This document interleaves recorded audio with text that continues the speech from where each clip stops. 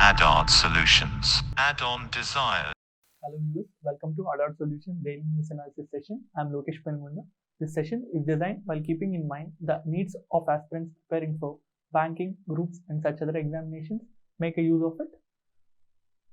So we have an article talking about Chief Economic Advisor stating that the divestment goal will be achievable because the LIC IPO itself will fetch nearly 1 lakh crore. First we'll see about the position of Chief Economic Advisor, and then we'll see the Life Insurance Corporation and the initial public offering the government is planning to offer. First, the Chief Economic Advisor, it is a post in the Government of India. It is equivalent to the rank of Secretary of the Government of India. So, the Chief Economic Advisor's main function is to advise the government, recommend various new policies and initiatives so that there will be increase in industrialization and increase in foreign trade and also betterment in the economic policy in the country. The Chief Economic Advisor will be the head of the economic division. This economic division will be a part of Department of Economic Affairs, which is a part of Ministry of Finance. So we can say that Chief Economic Advisor comes under the Ministry of Finance. So this is brief about Chief Economic Advisor, and the current Chief Economic Advisor is Mr. V. Subramanian. Now we'll see about Life Insurance Corporation and the IPO. So LIC or the Life Insurance Corporation is a state-owned insurance group and an investment corporation. This is 100% owned by the central government. Now we'll see the background of the creation of the LIC. In the year 1956, the Parliament has passed a law to nationalize all the then existing private insurance industries. That is, the policy of nationalization can be understood from the concept of compulsory acquirement. So the government would acquire these companies even if the private firms are not interested to sell them.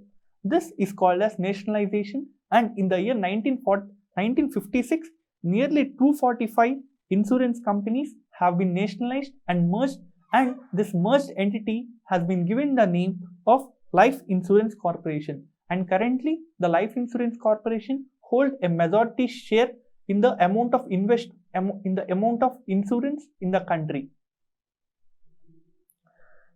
As the government is reeling under the COVID-19 impact, there is a need for the government to bring in more amount of resources, that is to increase its revenue. So as a plan of increasing its revenue and as a plan of leaving the businesses to the private firms, the government has brought in a divestment policy in the last few years. So what is this divestment policy or the disinvestment policy? This policy involves the government selling a part of its assets to the private holders. That is, let's say the government has 100% stake in an organization A. As a part of divestment policy, the government can sell up to 49%. So 51% will be with the government. This will be called as minority stake sale, and also the government, if it wants, can sell the 100% ownership it has in firm A. Then it will be called as complete divestment or complete disinvestment. So now we have seen in the recent budget that the government is planning to sell a part of its share through initial public offering in the LIC. So what is initial public offering or the IPO? So IPO is the selling of securities to the public in the primary market. That is, through primary market, that is, for the first time, the assets of a firm are being sold by the owners of this firm to the public. This is called as IPO. In this condition, the government is the owner it will be selling for the first time a part of its stake in the LIC to the public. This is called as an initial public offering. So we've seen earlier that the securities, if they're being sold for the first time, is called as IPO. It is different from the secondary market where existing securities are bought and sold. It is also known as stock market or stock exchange. So it is different from the stock exchange, such as we see stocks being sold and bought in Sensex and Nifty. So this is different from this because it is being sold by the owners for the first time. Next, we have an article about the inking of the agreement between China and Iran for a 24 years strategic pact. China and Iran have been under pressure from the Western countries, and many Western countries have put on sanctions on both these countries, and because of which countries such as Iran has primarily been facing problems as the sanctions hit its oil exports, and also countries like China have been put under various sanctions, and many of its government members have been put under sanctions for its aggressive behavior in the South China Sea and also its lack of human rights in Xinjiang and Hong Kong. So what we have is both these countries which are under sanctions from the Western countries coming together and signing a 25-year strategic pact. Most of the provisions of this pact are not out, but there is one provision that is given out by these member countries, that is China will be importing huge amount of oil from Iran, and it is widely believed that the oil which will be bought by China from Iran will be hugely undervalued. Why is Iran willing to sell its oil at lower value? It is mainly because due to sanctions from the Western countries, Iran is not able to export the oil it is being produced. So we can understand this from India and Iran relations. India, which used to be a significant oil importer from Iran, has stopped, and now the oil imports from Iran has been negligible. This is mainly due to the Western sanctions on Iran. So apart from India, many countries which used to buy Iranian oil have stopped buying it. So Iran is willing to sell whatever it can at lower prices to countries which are able to withstand the Western sanctions and which can trade with Iran. So this is significant. You can also expect a question which can ask, which country has signed an agreement for 24 years with Iran, and you can expect options such as China, Russia and such other countries, but the answer will be China. Next, we have an article talking about Teesta. So what is this Teesta? Teesta is a river. It origins at Himalayas near the Sikkim. You can see here the origin of this river at Sikkim, and after passing through Sikkim, it passes through West Bengal and it enters Bangladesh and it joins Jamuna. Jamuna is the Bangladesh name for Brahmaputra. That is, in India, we call this river as Brahmaputra, and after the Brahmaputra enters the country of Bangladesh, this river is called as Jamuna. So Teesta starts at Sikkim, it travels through West Bengal and later it joins Jamuna or the Brahmaputra in the Bangladesh country. Now we'll see other facts regarding the Teesta river. Teesta river is just a 315-kilometer long river. It rises in the eastern Himalayas, flows through Indian states of Sikkim and West Bengal. As mentioned earlier, it flows through Bangladesh and it enters the Bay of Bengal. As you can see here, after merging with Brahmaputra, river Brahmaputra and along with river Padma will join the Bay of Bengal. Also, you should note that this river forms the border between Sikkim and West Bengal. It joins Jamuna river or the Brahmaputra in India. Disputes over the appropriate allocation and development of water resources of the river have been subject of conflict between India and Bangladesh. As you see here, the water of river Teesta has to be used by both India and Bangladesh. As India is an upper riparian country, India is able to use much of the Teesta waters. So this river water sharing has been a huge conflict, and it has been running over from last few decades between India and Bangladesh. We have an article talking about India sending nearly 2 lakh doses of vaccine to the UNPKF, that is UN Peacekeeping Forces.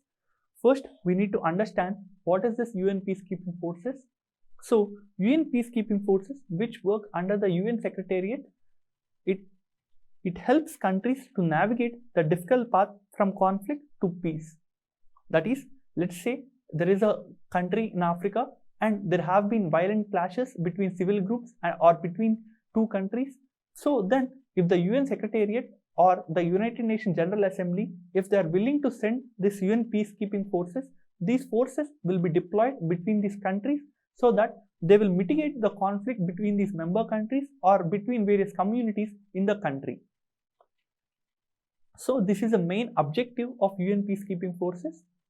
It is led by the Department of Peace Operations of United Nations. UN peacekeepers provide security and political and peace building support to help member countries which would be difficult for them during their initial transition from conflict to peace. So if the member countries which are facing issues have to transform themselves to a peaceful country, then they would require external support, and this is when the United Nations peacekeeping forces will come to aid of these countries. UN peacekeepers are often referred as blue berets or blue helmets. This is mainly because of the light blue helmets the peacekeeping members use. Also, there is one common misconception that all the UN peacekeeping forces are of military or of defensive forces, but this is wrong, because UN peacekeeping forces also include soldiers, police officers, and even civilian personnel. Also, the peacekeepers remain members of their respective armed forces. That is, let's say UN peacekeeping forces has 10,000 members, and if they are coming from 5,000, if 5,000 are coming from India, 2,000 from Pakistan, 3,000 from Iran, then these members which are coming from various countries remain members of their own countries, of their armed forces. That is, there is no such thing called as UN Army or UN Armed Forces, as these peacekeepers remain members of their respective armed forces. Also, the assistance comes in many forms, including confidence building measures, power sharing agreements, electoral support, strengthening the rule of law, economic and social development. That is, apart from its defensive role, it also provides all these other supportive functions to the countries. One thing you should note is this UN peacekeeping forces was set up in the year 1948, and only the United Nations Security Council is eligible, has powers to deploy these forces in any region. Next, we have an article talking about the president. So, we'll see who elects the president. Electoral college, or the members who participate in the election process of the president, are MPs of Lok Sabha and Rajya Sabha, but only the elected MPs. That is, no nominated MPs can participate in the election of the president. Also, elected MLAs of states and elected MLAs of union territories with legislative assemblies. You should note that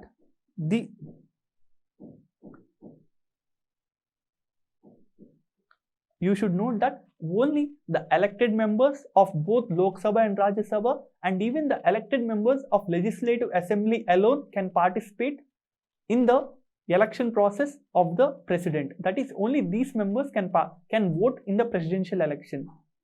Also, you should note that the legislative councils which are existing in states such as Andhra Pradesh and Telangana, these MLCs cannot vote in the election of the president. And also the in the presidential election, MLAs of legislative assemblies which have their own assemblies can vote. That is, MLAs of Pondicherry and Delhi can take part in the election process of the president.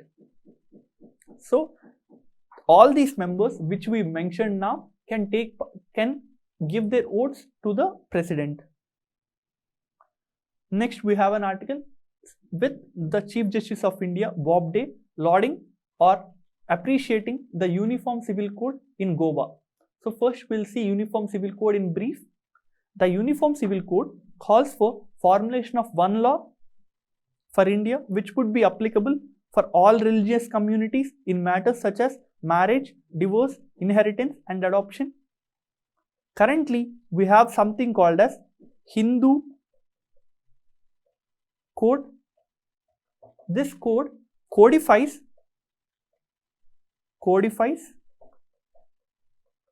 laws relating to adoption, marriage and other personal laws based on the customs and traditions. That is, whatever the laws which used to govern the adoption, marriage and such other personal issues through customs and traditions, all these laws are codified and all these laws are made largely secular, and these laws will be made applicable to Hindus and also to Sikhs, Jains, Buddhists. So people from all these religions will follow the Hindu code in their adoption, succession and marriage, and this Hindu code is largely secular and it is adoptable and it is followed throughout the country. But there is something called as Uniform Civil Code. This Uniform Civil Code mandates that all religions, including Muslims, Christians and any other religion, will all have to follow one single law, one secular law which is adopted by the parliament of the country. This law should be secular and it should provide equal rights to both men and women and also to various religious communities in the country. As of now, we don't have a Uniform Civil Code in India, but there is a state which is Goa, and Uniform Civil Code existing in Goa. This is mainly because of the Portuguese invention. As Portuguese ruled nearly 2-3 centuries, they brought in their own laws and they brought in a code called as Uniform Civil Code, and this civil code is applicable in the Goa. And even after Goa becoming a member state in the India, this has been continued ever since. So apart from Goa, no other state and union territory have a Uniform Civil Code. Also, you should note that Article 44 of the Constitution says that the state shall endeavour to secure a uniform civil code for citizens throughout the territory of India. That is, the Constitution through its Article number 44 states that the state or the country should try to enforce and should try to bring in uniform civil code. This is mainly in the context of increasing the fraternity and brotherhood between various religions in the country. Next, we have an article talking about Tejaswini and Vijay were taste success. Tejaswini and Vijay were able to get gold medals in rapid fire pistol in 25 meters category. They able to get gold in the World Cup for shooting. So these are the various articles in the news today. Make note of all the important articles you feel could be helpful in your examinations. Also, tell your friends and other aspirants regarding this ADOT Solutions initiative, and show your support by subscribing to our channel and liking our videos, and also providing recommendations in the comment section. Thank you. ADOT Solutions. Add-on Desires.